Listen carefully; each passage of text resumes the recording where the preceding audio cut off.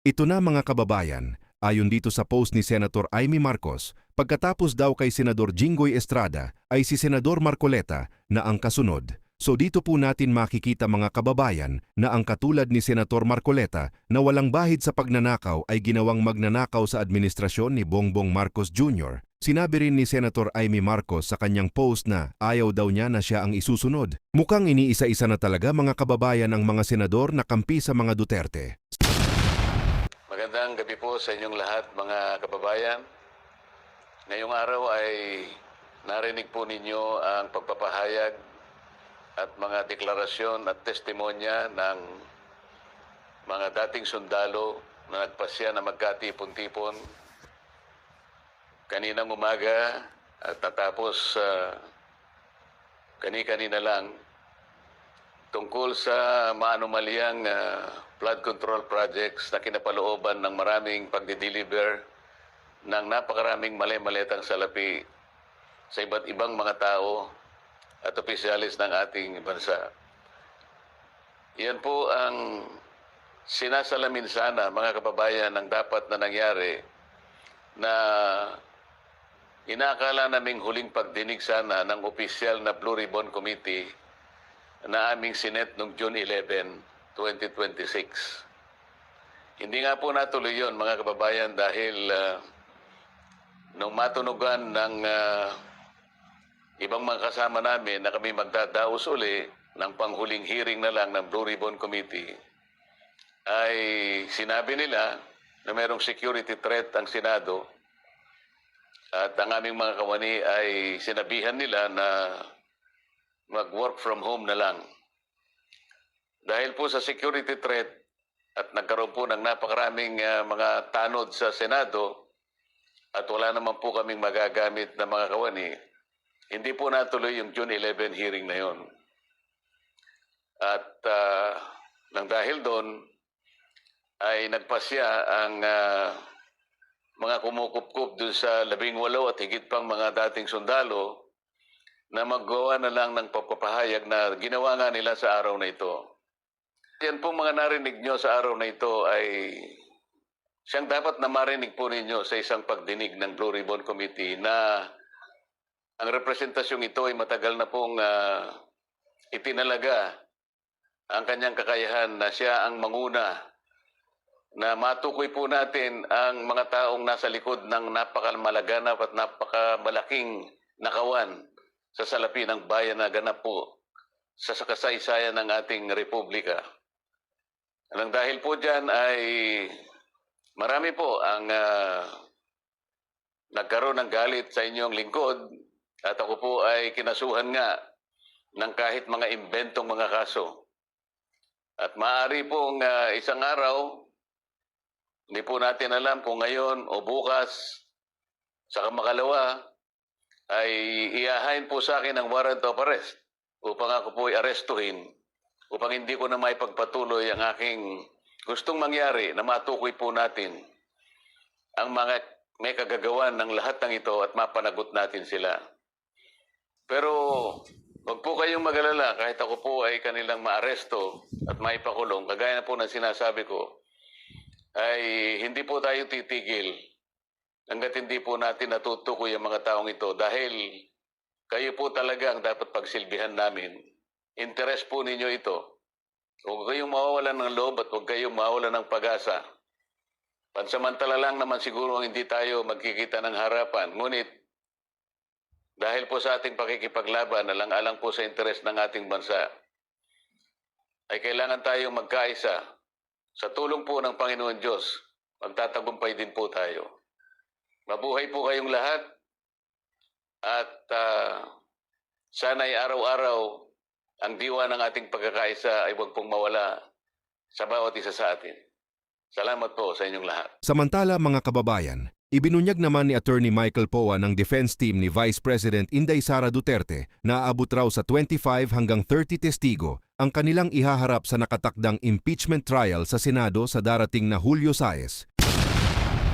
Kanina kasi we decided, we'll just stick with what the list of witnesses of both sides naman. Wala na kaming mga nilabas na objections or anything. Ilan po yun, sir?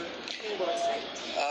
I think I don't know sa kabilang side, sa amin probably the same number mga I think 25, 30, di ko rin masabi. I don't want to give an exact number right now. No? Range is 25. Kasi meron namang mga reserve din yan may mga reserve witnesses rin, no. So I don't really want to give an exact number. Probably in the coming days I'll give you a more concrete figure kung ilan. Since 25 to 30. Nasa ganun kasi halos similar witnesses naman kami ng prosecution. Last po. Sa amin, I think a little bit less, but then we have reservations. No? So, may pag-asa pa rin madagdagan yung listahan namin. Attorney, may talks dun sa presiding officer na pwedeng magbago, not the SP, pwedeng si Senator G. Your thoughts on this? I would not want to comment on that. I think that is something that is internal to the Senate. But tayo naman, handa naman tayong humarap basta naayon sa batas at sa konstitusyon. Kung sino man ang presiding officer, handa naman po tayo. Wala naman tayong kinikilingan or pinapaboran pagdating sa ganyan. I think that's something internal to the Senate, and out of respect for the Senate, it's something I don't want to comment on yet at this time. Sir, kasi doon sa voting threshold, may usapan din na pwede siyang pababae. That one, di ko muna ako komentan. Obviously, we have our own position on that issue. So, I think it's premature for me to comment right now, especially since wala pa namang nagiging categorical position ang impeachment court. But definitely, we have our position on that matter.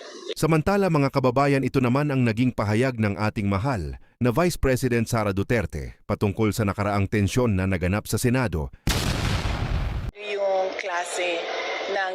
Kung ano yung klase ng leadership meron ang nakaupo sa palasyo at ng ating administrasyon, dahil lahat naman ng tao nagre-recognize sila ng kung ano yung direksyon ng isang leader.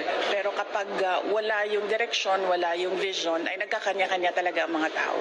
Yan yung nakikita natin hindi lang sa Senado but sa buong bansa. Well, wala akong individual na mensahe para sa ating mga miyembro ng Senado, pero dahil sila ay hindi dalawang grupo kundi isang institusyon, ay dapat pag-usapan noong 24 kasama yung mga nakulong, kasama yung nagtatago, kung ano ba dapat ang prioridad ng kanilang institusyon at ano yung kanilang trabaho na naaayon sa ating saligang batas. We want the truth!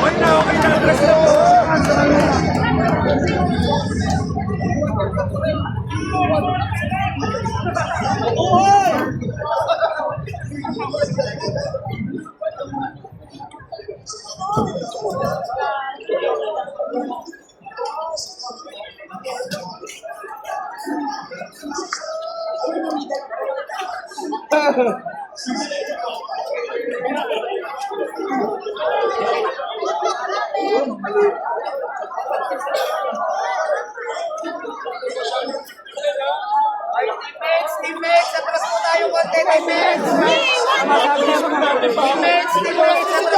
Atras ng konti. Teammates, atras ng konti.